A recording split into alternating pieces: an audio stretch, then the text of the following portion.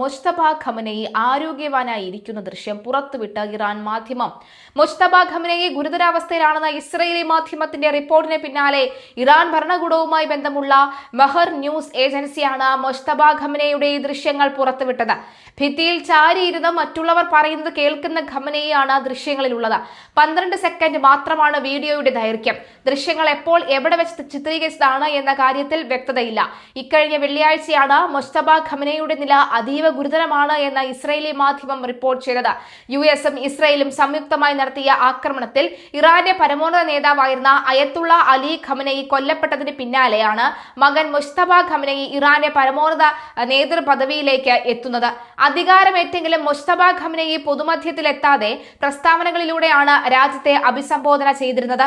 ഇതോടെ ആക്രമണത്തിൽ മുസ്തഫ ഖമനയിക്ക് പരിക്കേറ്റിരിക്കാമെന്ന അഭ്യൂഹങ്ങൾ സജീവമായിരുന്നു. മുസ്തഫ ഖമനയിയുമായി നേരിട്ട് ബന്ധപ്പെടാൻ നിലവിൽ വളരെ പ്രയാസമുണ്ട് എന്ന് ഇറാൻ പ്രസിഡന്റ് മസൂദ് പസിഷ്കിയാൻ മാധ്യമത്തിന് നൽകിയ അഭിമുഖത്തിൽ വ്യക്തമാക്കിയിട്ടുണ്ട്. ഇതിനിടെ ഖമനയി ഇറാനിൽ ഇല്ലെന്ന് ഇസ്രയേലി സുരക്ഷാ വൃത്തങ്ങളെ ഉദ്ധരിച്ച് സൗദി മാധ്യമം ജൂലൈയിൽ റിപ്പോർട്ട് ചെയ്തിരുന്നു.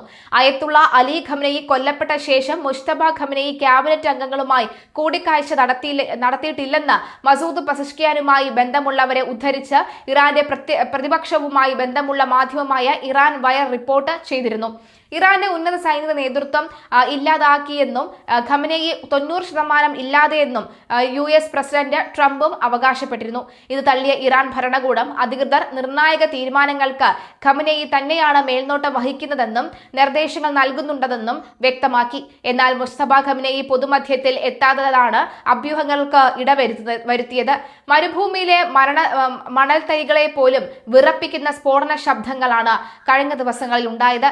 അമേരിക്കയുടെ അഹങ്കാരത്തെ തരിപ്പണമാക്കുന്ന ഇറാന്റെ മാരക ആക്രമണമാണ് എന്നാണ് ഇറാൻ പക്ഷം വിലയിരുത്തുന്നത്.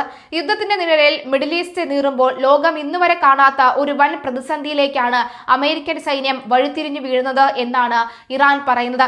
ശൂന്യമാകുന്ന ആയുധപ്പുരകളും തലച്ചോറിന് മാരകമായി പരിക്കേറ്റ് തകരുന്ന നൂറുകണക്കിന് സൈനികരും അമേരിക്കയെ പിടിച്ചുകുലുക്കുമ്പോൾ ഭരണകൂടത്തിനുള്ളിൽ പൊട്ടിത്തെറികൾ രൂക്ഷമാകുന്നു എന്ന വിവരവും വരുന്നു. വ്യോമശക്തിക്ക് അതിരുകളുണ്ട് എന്ന അമേരിക്കൻ ജനറൽമാർ തന്നെ മുന്നറിയിപ്പ് നൽകുമ്പോൾ ട്രംപ് ഭരണകൂടം ഈ യുദ്ധക്കളിയിൽ നിന്ന് രക്ഷപ്പെടാൻ വഴിത്തിരിയുകയാണോ എന്നതാണ് അണിയറയിൽ സംഭവിക്കുന്നത്. Press TV, times of India പോലെയുള്ള ദേശീയ മാധ്യമങ്ങളുടെ റിപ്പോർട്ടിൽ ചൂണ്ടിക്കാണിക്കുന്നതനുസരിച്ച് കണക്കുകളെ പ്രകാരം ഏകദേശം 700ഓളം അമേരിക്കൻ സൈനികർ ഇതിനോടകം തന്നെ പരിക്കേറ്റ് കഴിഞ്ഞു.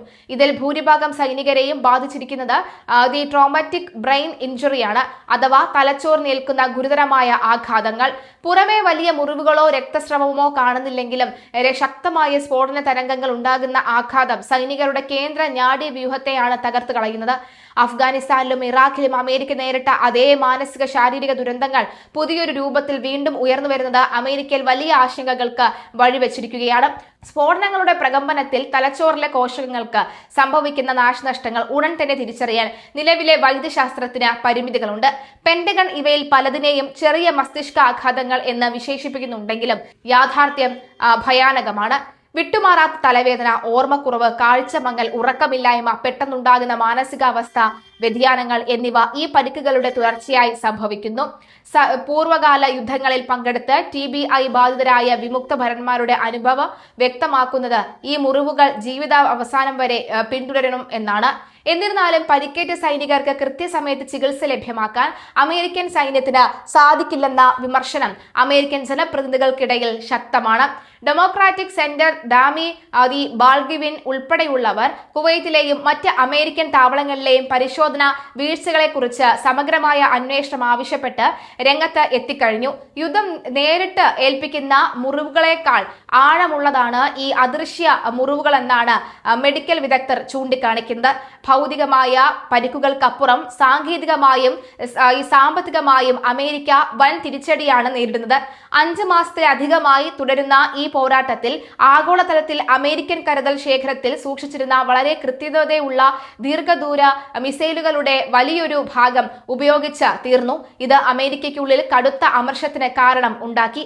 ക്യാമ്പ് ഡേവിഡിൽ വെച്ച് നടന്ന അടച്ചിട്ട മുറിയിലെ ചർച്ചയിൽ അമേരിക്കൻ പ്രസിഡന്റ് ട്രംപിന് പ്രതിരോധ സെക്രട്ടറി പീറ്റ് ഹെക്സെത്തി നേരിട്ട് വിചാരണ ചെയ്തതായി റിപ്പോർട്ടുകൾ പറയുന്നു. സൈന്യത്തിന്റെ യഥാർത്ഥ ആയുധ ശേഖരത്തെക്കുറിച്ചും ശേഷിക്കുന്ന പ്രതിരോധ പ്രതിസന്ധികളെക്കുറിച്ചും തെറ്റായ വിവരങ്ങൾ നൽകിയതെന്നാണ് ട്രംപിന്റെ പ്രധാന ആരോപണം. ആയുധങ്ങളുടെ ക്ഷാമവും തുടർച്ചയായ സൈനിക നഷ്ടങ്ങളും അമേരിക്കൻ ഭരണകൂടത്തിന് വലിയ ആഭ്യന്തര വിള്ളലുകൾ സൃഷ്ടിച്ചിരിക്കുകയാണ്. റിപ്പോർട്ടുകൾ പ്രകാരം വ്യോമാക്രമണങ്ങൾ കൊണ്ട് മാത്രം ഒരു രാജ്യത്തെ പൂർണ്ണമായി കീഴടക്കാൻ കഴിയില്ലെന്ന് അമേരിക്കൻ സൈനിക നേതൃത്വം ഇപ്പോൾ തിരിച്ചറിയുന്നു. Joint chief of staff chairman general Dan Caine, vice president JD Vance, state secretary Marco Rubio, CIA director John Ratcliffe എന്നിവരടക്കം നടത്തിയ രഹസ്യ കൂടിക്കാഴ്ചകളിൽ ഈ മുന്നറിയിപ്പ് ആവർത്തിച്ചു. കരസേനയെ ഇറാനിലേക്ക് അയക്കുന്നത് ഒരു ദുരന്തമായിരിക്കുമെന്ന് വിശ്വസിക്കുന്ന കെയ്ൻ യുദ്ധത്തിൽ നിന്ന് മാന്യമായി പിന്മാറാനുള്ള വഴി അഥവാ എക്സിറ്റ് സ്ട്രാറ്റജി അന്വേഷിക്കുകയാണ്. അമേരിക്കൻ ജനറൽമാരുടെ അഭിപ്രായത്തിൽ കേവലം ബോംബാക്രമണം കൊണ്ട് ഇറാനെ ഞങ്ങളുടെ നിബന്ധനകൾ അംഗീകരിപ്പിക്കാൻ കഴിയില്ല. സൈന്യത്തെ കൂടുതൽ നാശനഷ്ടങ്ങളിൽ നിന്ന് സംരക്ഷിക്കണമെങ്കിൽ രാഷ്ട്രീയമായ ഒത്തുതീർപ്പുകൾ അനിവാര്യമാണെന്ന നിഗമനത്തിലാണ് പെന്റഗണിലെ ഉന്നത ഉദ്യോഗസ്ഥർ എത്തിച്ചേർന്നിരിക്കുന്നത്.